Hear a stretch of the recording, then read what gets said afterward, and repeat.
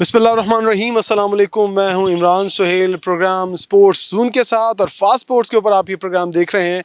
जैसे कि आपको पता है कि एशिया कप जो है वो अब शुरू होने वाला है और बहुत सारी बहस इस एशिया कप के हवाले से इवेंट से पहले बहुत ज़्यादा हुई कि पाकिस्तान और भारत का मैच होगा या नहीं होगा, लेकिन बिलाखिर ये डिसाइड हुआ कि भारत पाकिस्तान के साथ खेलने के लिए तैयार हो गया और अब ये मैचेस जो हैं वो सारे के सारे यूएई की सरजमीन पर खेले जाएंगे, जिसमें पाकिस्तान और भारत एक दफ़ा नहीं दो दफ़ा जो है वो आपस में मद्दे मुकाबिल होंगे, एक 14 सितंबर को और एक 21 सितंबर को। अब देखा यह जाएगा कि क्या पाकिस्तान और भारत का फ़ाइनल में पहुंचने पर फ़ाइनल होता है तो ये तीसरा मुकाबला होगा, लेकिन इससे पहले टूर्नामेंट काफ़ी लंबा है जो कि शुरू होगा 9 सितंबर से और जारी रहेगा 28 सितंबर तक।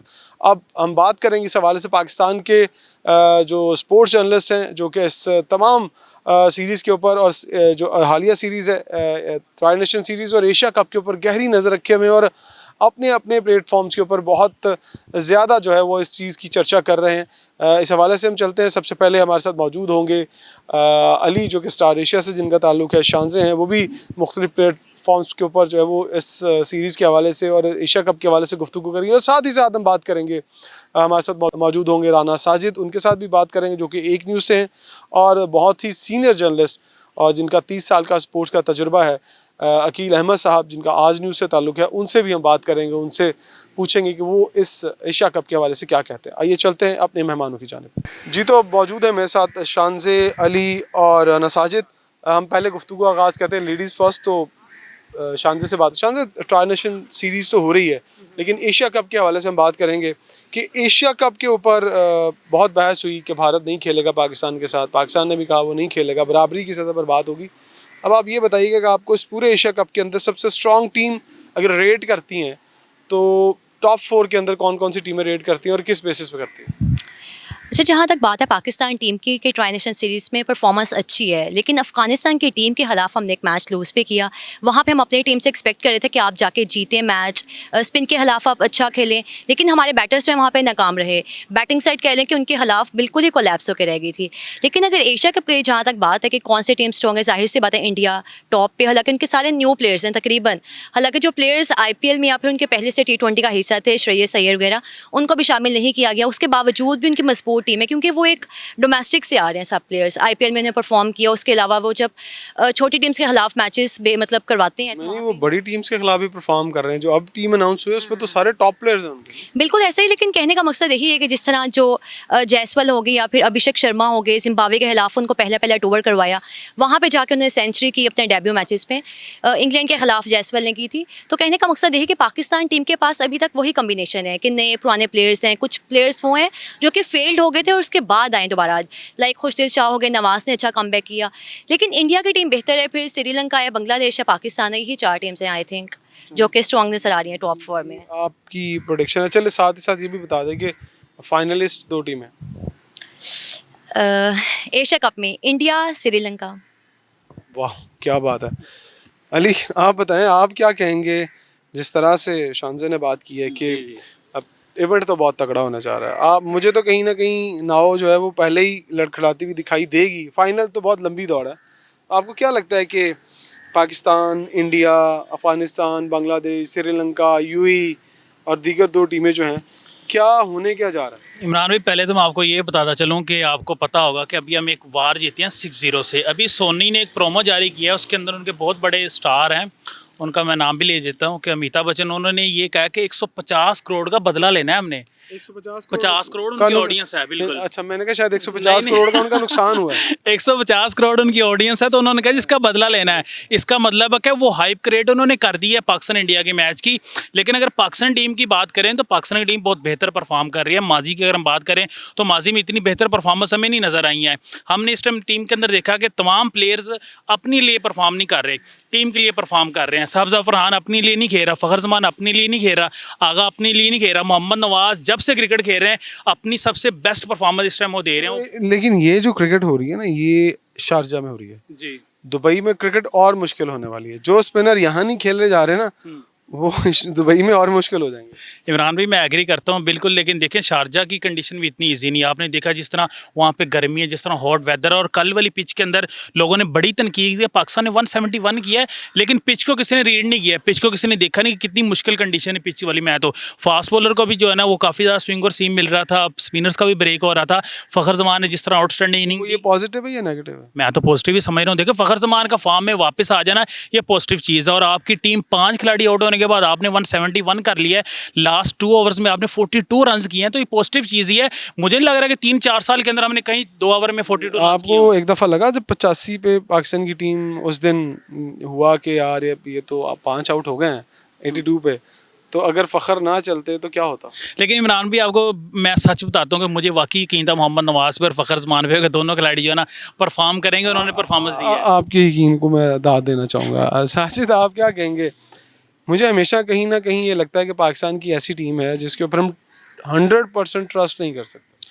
बहुत शुक्रिया इमरान सबसे पहले तो। और ये बात बिल्कुल ऐसे ही है कि क्रिकेट अनप्रडिक्टेबल है, लेकिन पाकिस्तान टीम सबसे ज़्यादा अनप्रडिक्टेबल है, और उसकी रीज़न भी ये है कि हम हमेशा से इसी तरह से रहे हैं। लेकिन मुझे अब भी जो अगर करंट सिचुएशन देखे ना, सिर्फ एक डिपार्टमेंट कमज़ोर लगता है, वो जो हमारी स्ट्रेंथ हुआ करता था हमेशा से, बॉलिंग डिपार्टमेंट। अब आपको बॉलिंग कमज़ोर लग रही है? लग रहा भी जो है नहीं यार, बॉलिंग अगर हमने देखा ना, नहीं, बॉलिंग में आप देखें हमारी जो स्पिन डिपार्टमेंट है ना, as compare to Afghanistan, as compare to Sri Lanka, as compare to India, हम फिर भी उनसे डाउन है। कल वाली जो सॉरी इब्रार की वार की परफॉर्मेंस हमारी आउटस्टैंडिंग थी, उसके ऊपर तो हम बिल्कुल कभी भी डाउन नहीं होंगे, ना ही होने वाले हैं। लेकिन अगर हम क्रिकेट की बात करें तो क्रिकेट में पाकिस्तान का भी थोड़ा सा ज़ाहिर है ये इस फेज़ के ऊपर काम करना ज़रूरी है। ठीक है, आपका इब्रार ने कल बहुत अच्छी बॉलिंग की, या सुफियान वकीम थोड़े से एक्सपोज होते जा रहे हैं, क्योंकि वो जैसे जैसे स्पेल कर रहे हैं लोगों को उसकी समझ आ रही है वो किस तरह से बॉलिंग करते हैं। ये भी एक टैक्ट्स होते हैं। जिस तरह अभी आप देखें कल यूएई ने एक नए जिस तरह स्पिनर को ऐड ऑन किया, उससे वो बॉलर को हैदर अली की बात कर रहे हैं, वो हैदर अली तो मेरा ख्याल मेन स्पिनर है, मुझे लगता है वर्ल्ड क्लास स्पिनर होने वाला है वो, वर्ल्ड क्लास भी होने वाले। लेकिन आप ये एक चीज़ देखिए, स्ट्रेंथ उनकी बन रही है, और नो डाउट आप उसको देखें कि अगर यूए की टीम में आप देखें उनके पावर रेटर भी तगड़े हैं,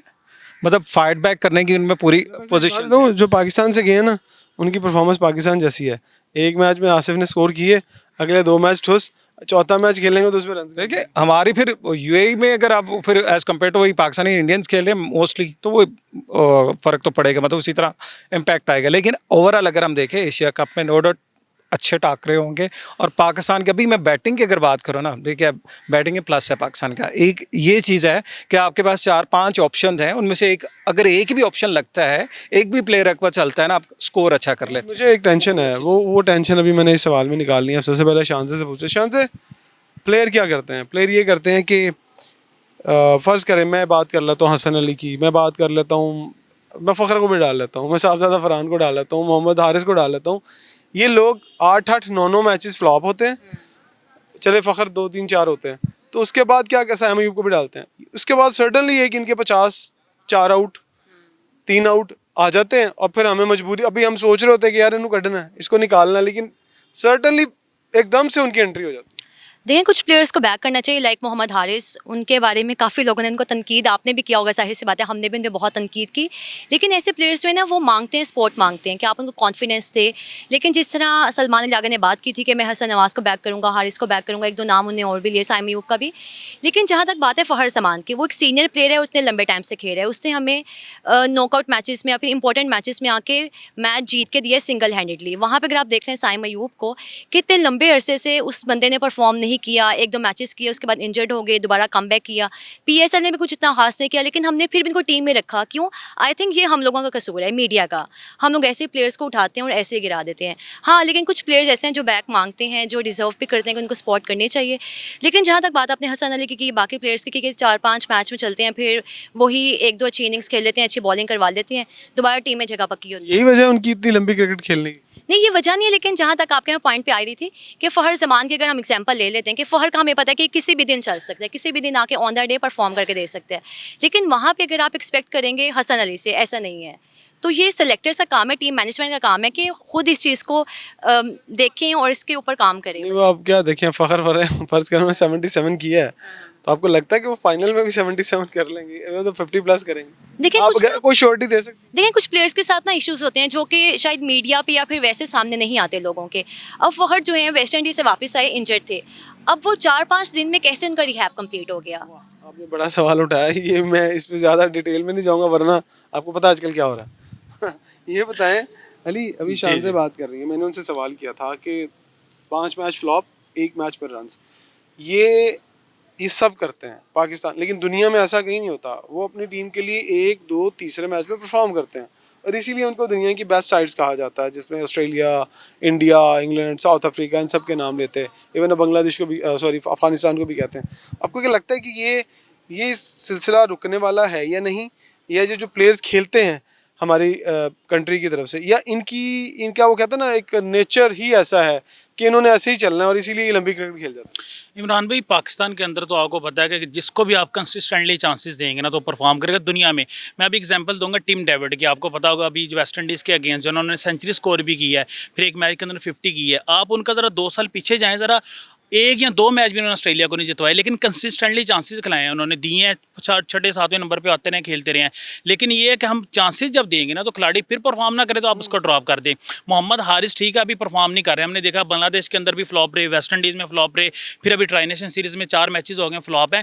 हो सकता है एशिया कप में बेहतर कर दें, लेकिन कप्तान को बात मतलब आप एशिया कप में उनसे परफॉर्म करवा के फिर हमारे सर पे बिठाना चाह देखिए रहे ना, हैं? आप अगली बात भी सुने ना, अगर मोहम्मद हारिस को आप नहीं खिलाते, आपका कोई चांस नहीं है, आप अभी चेंज नहीं कर सकते, आपकी लास्ट डेट भी खत्म हो चुकी है। आपके पास चांस है, आप जा सकते हैं। साहब फरहान देखिए ना, साहब फरहान से अगर आप कीपिंग करवाते हैं तो ज्यादा प्रेशर होगा, उनकी तो बैटिंग भी उस तरह भी अच्छा, नहीं है। मैं इस बात से एग्री नहीं करता। मैं ये कहता हूँ कि क्या आपका सिस्टम इतना ही वीक है कि आपके पास एक बैकअप विकेट कीपर नहीं है और आप उसको एक ही बंदे को 10-10, 20-20 मैच खिला रहे हैं?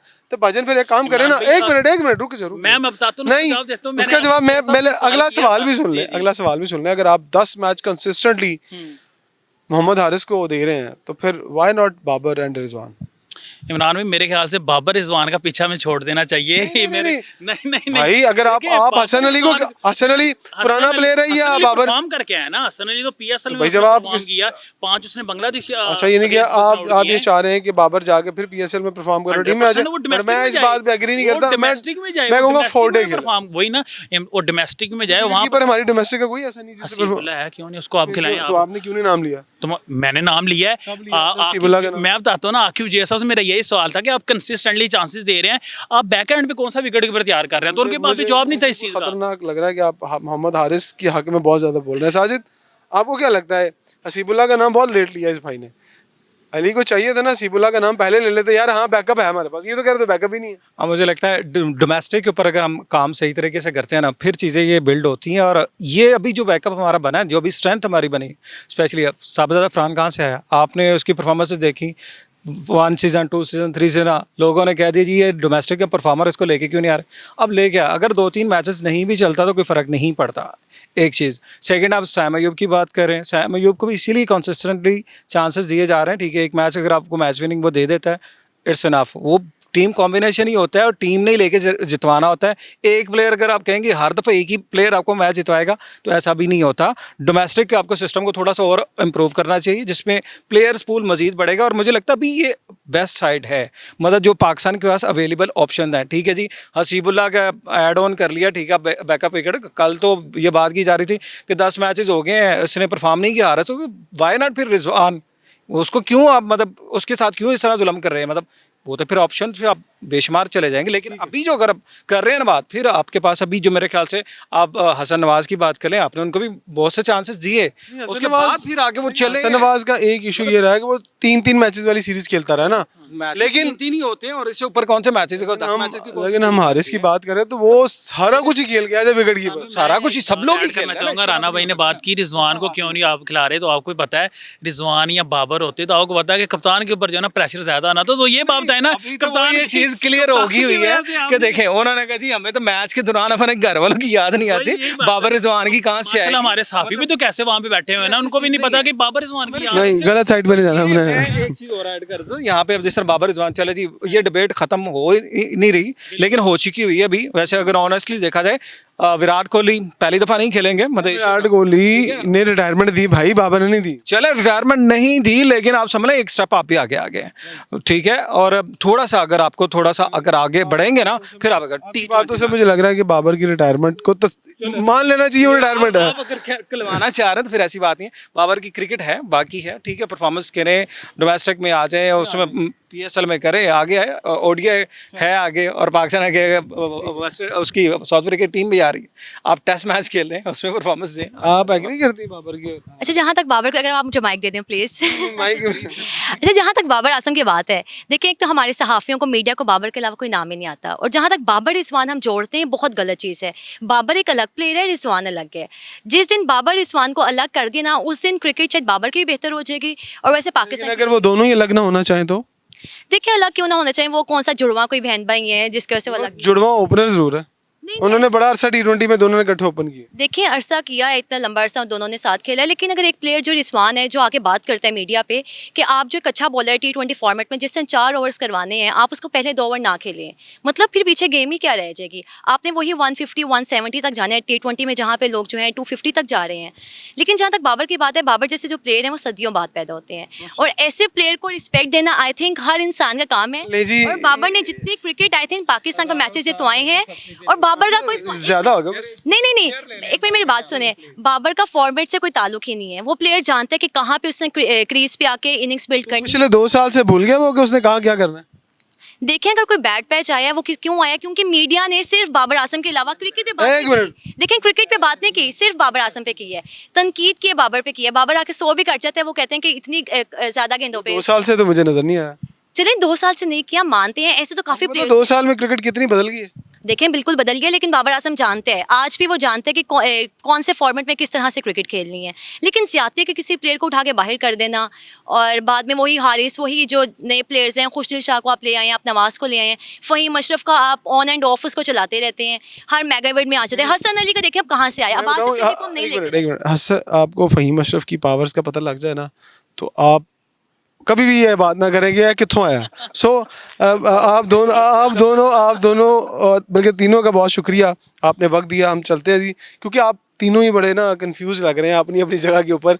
ये इधर बाबर, इधर मोहम्मद हारिस, इधर कोई नहीं, ये वैसे कंफ्यूज लग रहा है। तो चलते हैं जी अकील अहमद साहब के पास, उनसे बात करते हैं कि वो इस के ऊपर क्या पॉइंट ऑफ व्यू देते हैं, और एशिया कप में कौन सी टीम कहाँ खड़ी होने जा रही है। आइए चलते हैं उनके पास। मेरे साथ मौजूद हैं जी अकील अहमद साहब, जो कि खेलों के ऊपर ख़ासी गहरी नज़र रखते हैं। अगर क्रिकेट की बात की जाए तो क्रिकेट के आज के जो प्लेयर हैं, ये इन्हीं के सामने परवान चढ़े। और हम एशिया कप की बात कर रहे हैं तो एशिया कप के अंदर ये उन प्लेयर्स के अंदर कैसा टैलेंट देखते हैं, और एशिया कप में जो अभी की टीमें हैं उसमें कौन सी ऐसी 4 टीमें जो इनके कहने के ऊपर या इनके तजर्बे की बुनियाद के ऊपर टॉप पर आ सकती हैं। सामने वकील साहब ये बताइएगा कि जो 4 टीमें आप एशिया कप में देख रहे हैं, कौन सी ऐसी 4 टीमें हैं जिनको हम समझते हैं कि ये टॉप 4 में आएंगी। पाकिस्तान के बारे में तो अभी कुछ भी हम कभी भी नहीं कह सकते, सबसे ज़्यादा अनप्रडिक्टेबल टीम।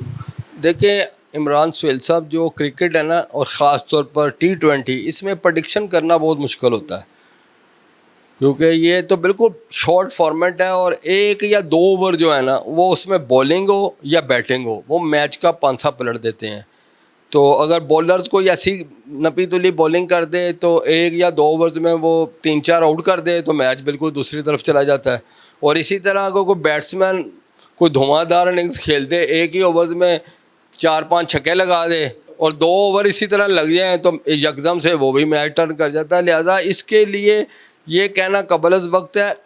जो ऑन पेपर टीमें हैं उसमें मेरा ख्याल है कि इस बार पाकिस्तान, इंडिया, अफ़गानिस्तान और श्रीलंका जो है वो, श्रीलंका और बांग्लादेश में 50-50 कह सकते हैं। आप 50-50 कह सकते हैं। श्रीलंका के ज़्यादा चांस है क्योंकि वो मैच्योर और ज़्यादा पुरानी टीम है, तगड़ी है, और वो वर्ल्ड चैम्पियन T20 की रह चुकी, एशिया कप की भी वो चैम्पियन रही है।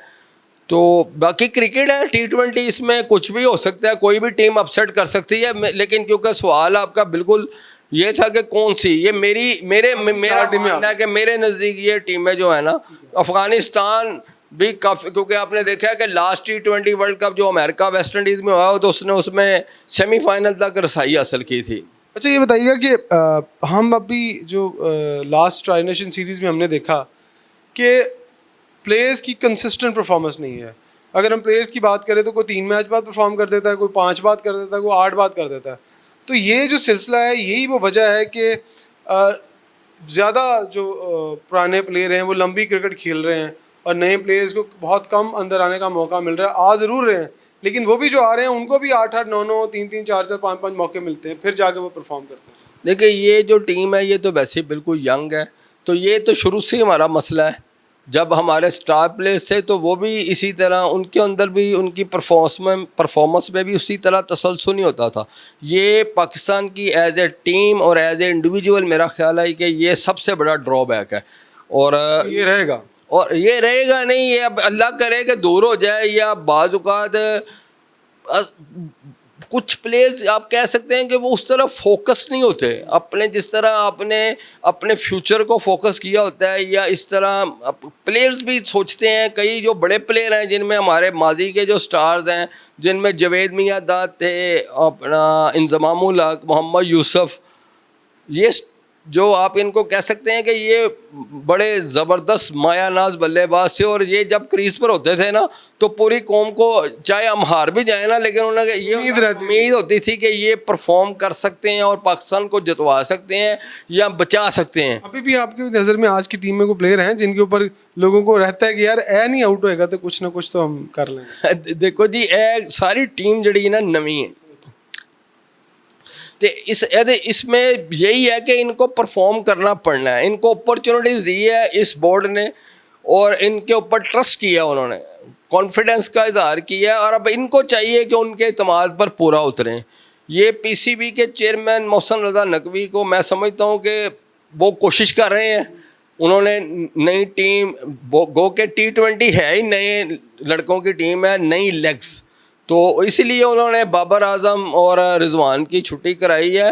गो के दरवाजे नहीं बंद होते, अभी इसके बाद और भी कठिन मराहल हैं, आगे T20 वर्ल्ड कप आ रहा है, लेकिन मेरा ख्याल है कि अब इन लड़कों के पास अपॉर्चुनिटी ये है। जिस तरह ये अभी 6 मुल्क की सीरीज़ में उस तरह परफॉर्म नहीं कर सके, इन्हें चाहिए कि बिल्कुल कोशिश करें, फोकस करें। जो जो इनको रोल दिया जा रहा है बॉलर्स को, ख़ास तौर पर बल्लेबाजों को, हमारे हमेशा बल्लेबाज जो है ना, उनके लिए कोई भी मुश्किल या कोई होता है ना, वहाँ वो कड़ा इम्तिहान साबित होता है। और ये इनको चाहिए, साइम अयूब जिस तरह, उस तरह की उनकी परफॉर्मेंस में भी तसलसल नहीं है।